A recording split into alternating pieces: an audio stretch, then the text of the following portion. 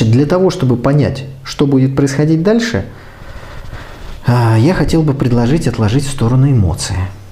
Потому что сейчас мы будем говорить об очень серьезных вещах, и здесь эмоции нам будут только мешать. Значит, если можно, возьму ручку, будет проще рисовать. Что делают наши геополитические противники на протяжении многих столетий? У них есть определенная методика. Смотрите, 1949 год. Индия. Наших британских партнеров, благодаря победе Советского Союза во Второй мировой войне, выпихивают из Индии. Нет, понятно, что индийский народ тоже боролся за независимость, но он бы боролся еще 150 лет, если бы советские танки не вошли в Берлин. И, что более важно, советские танки не вошли бы в Северную Корею. И уже непосредственно, как говорится, в этом регионе начали присутствовать. В этой ситуации англичанам и всем остальным буржуям нужно было показывать, что они за свободу, за равенство, за братство. Значит, они должны уйти из Индии. Что они делают, уходя? Они делят эту страну на две части. Создается Пакистан. Для тех, кто не знает, никогда в жизни никакого Пакистана не было. Это искусственно созданное государство. Название выдумали студенты-индусы, которые учились в Лондоне. Все как обычно в Лондоне. Значит, страну делят по религиозному признаку. Те, кто не буддисты, индуисты, они должны в Индию, а те, кто мусульмане, должны в Пакистан. Соответственно, перемешивается население, трагедии. Что на самом деле делается? Индия, и создается анти-Индия под названием Пакистан. То есть, теряя контроль над территорией, они создают антитерриторию, антитезис. И дальше стравливают их между собой, поддерживают террористические группировки, вызывают войны. Ну, вы видите, в Пакистане до сих пор какие-то эти самые, да? И в Индии тоже террористы, борцы за отделение каких-то штатов. Все это делают те, кто оттуда ушел. Значит, еще раз подчеркну, теряя территорию, контроль над ней, они создают антитерриторию. Индия, анти-Индия. Тот же самый 49-й год. Китай. Там идет гражданская война с 1946 года. В 1945 году выгнали японцев, годик посидели, поговорили и начали воевать. С 1946 по 1949 год. 3 года гражданской войны. Советский Союз поддерживает Мао Цзэдуна, Запад поддерживает Чан Кайши. Побеждает Мао Цзэдун.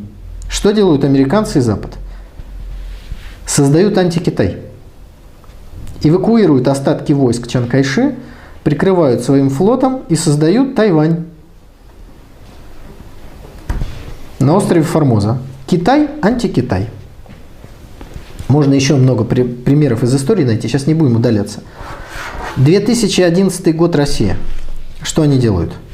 Россия.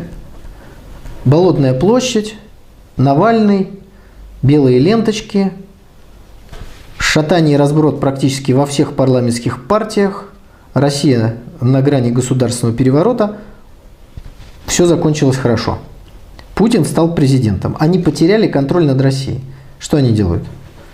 Они создают антироссию. Они создают антитезис. Где? На Украине. То есть, как только Путин стал президентом, им стало понятно, что не вызвать внутреннего взрыва, они взяли курс на создание антироссии, антитезиса на Украине. Но, как говорится, у них же все плановое хозяйство, несмотря на то, что они за невидимую руку рынка. Но, как известно, за невидимой рукой рынка должен быть невидимый кулак. И вот этим кулаком они собрались удать, по Украине ударить к 2015 году. Весной должны были быть выборы плановые. Здесь уже мы ускорили этот процесс. Осенью Янукович не подписал этот договор, завертелось, государственный переворот. Вот почему они провели именно переворот такой кровавый, с нарушением Конституции. Им нужно создать антитезис. Тут же крики о том, что Россия виновата. Перспективы. Перспективы проглядываются вот из этих всех предыдущих вариантов. Создается антитезис, его вооружают, его накачивают деньгами и в перспективе сталкивают. То есть после государственного переворота на Украине Украину начинают готовить к войне с Россией. Слабее Украина?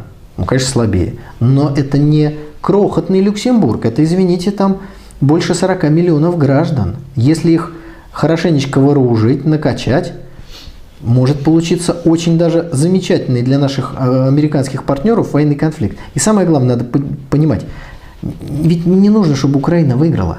Нужно, чтобы война началась. И для американцев, чем больше украинцев погибнет, и чем больше русских, так это им и нужно. Вот что они собираются делать. Значит, в этой ситуации, как Россия может предотвратить это развитие событий? Вот Украина. На Украине появляются силы, которые заявляют о том, что они не согласны с таким развитием событий. Появляется ДНР и ЛНР.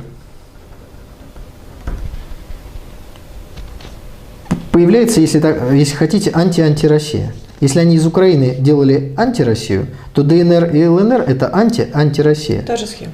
Та же схема. Но это появляется само. Вот в чем важно. Мы оказываем поддержку. Почему? Потому что до тех пор, пока ДНР и ЛНР находятся здесь, они сковывают Украину от развития вот этого сценария. Пока люди на Донбассе борются за свое видение развития Украины, невозможна война между Украиной и Россией. И обратите внимание, именно так все и развивается. Киевская власть кричит, что Россия напала, что Россия агрессор, что там российские войска. При этом военное положение не вводит, дипломатические отношения не развивает. И в соответствии, я не знаю даже с какой книгой, наверное, с Оруэллом все-таки, у агрессора покупает электричество и уголь. Ну, представьте, что Советский Союз у Гитлера бы закупал уголь из Рурского бассейна бы во время войны. Ну, может такое быть? Нет.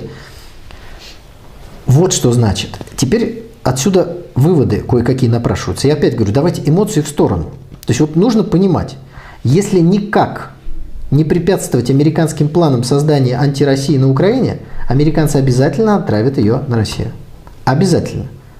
В совокупности с наступлением ИГИЛ через Афганистан и Среднюю Азию это приведет к войне на два фронта. То же самое, что для нас делали в 30-е годы, когда с одной стороны Япония через Китай шла, да, там через Монголию практически, а с другой стороны Гитлера подводили к нашей границе, и Польша до самого последнего момента должна была быть его не врагом, а союзником в походе на Москву.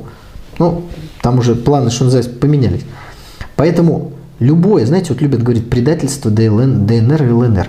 Если вы предаете ДНР и ЛНР, и это военным путем удается ликвидировать сопротивление, американский план вступает в действие.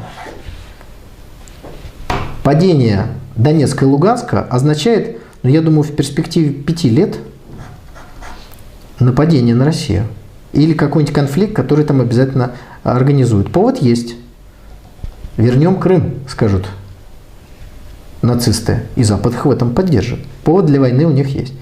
Поэтому Россия, исходя из просто своих собственных интересов, мы откладываем в сторону то, что присуще нашей цивилизации. Там, поддержка слабых, соотечественников, русских своих не бросает. Вот просто сейчас все отложили в сторону. Вот голый прагматизм. Просто исходя из этого не может бросить на произвол судьбы Донецк и Луганск. А теперь еще один важный вопрос. Может ли Россия признать независимость этой территории? Опять эмоции в сторону. Если это происходит, схема остается. Да. Все, отрезали, это отдельное государство, мы с ними потом разберемся. А сначала вернем Крым. Сначала мы нанесем удар тому, кто, собственно говоря, причина всех бед у нас. Вот. То есть как только ДНР и ЛНР отделяются от Украины, вся эта американская схема начинает опять работать. Поэтому ДНР и ЛНР, я рискую сказать непопулярную вещь, для интересов России, русского мира, всего, а у нас одни интересы, должна в той или иной степени находиться в составе Украины. Это гиря на ноге Украины, которая не дает втянуть Украину в войну с Россией. Вот отсюда заявление нашего министра иностранных дел, который говорит, что Россия выступает за территориальную целостность Украины, чтобы Донецк... Вот отсюда желание наше усадить за один стол. Ведь на самом деле у американцев не так все хорошо с экономикой. И в сегодняшней ситуации мы должны помогать Донецку и Луганску. Ну сколько это? Это 2-3 миллиона человек. А американцы должны помогать всей оставшейся Украине. Это 40 миллионов человек. Вот о чем идет речь. Поэтому, когда вы понимаете, по каким правилам идет геополитическая игра, вы понимаете, что можно делать, а что нет. А горячие головы у нас в Патриотическом фронте не понимают этого. В этом и разница между командиром подразделения, которому надо захватить вот какую-то высоту. Вот надо и все. И он идет, и все. И полководцем, которому надо выиграть всю войну, а не эту высоту захватить. И в этой ситуации сегодня ДНР и ЛНР сражаются там не только за свою свободу. Они сражаются за жизни 40 миллионов украинцев, которые не понимают, что если падет ДНР и ЛНР, их втравят в войну с Россией, и жертвы пойдут сотнями тысяч, если не миллионами. То есть сегодня в Донецке и Луганске сражаются за весь русский мир. И за Украину, и за Россию. Вот. Поэтому о каком-то предательстве просто речь идти не может. Это значит предать самих себя. Точно так же, как не воссоединить Крым с Россией, это было равноценно тому, чтобы Майдан через месяц, через два начался в Москве. Вот о чем идет речь. Поэтому каждый раз, когда мы хотим понять действия геополитических игроков, эмоции в сторону. Лукашенко прилетел в Киев, сначала эмоции в сторону, потом оценивайте, почему он. Лукашенко сказал про доллар, эмоции в сторону, оценивайте поступки. Почему происходит что-то в Донецке и Луганске, вот если вы будете пытаться через эмоциональную сферу это понять, ни к чему хорошему это не приведет.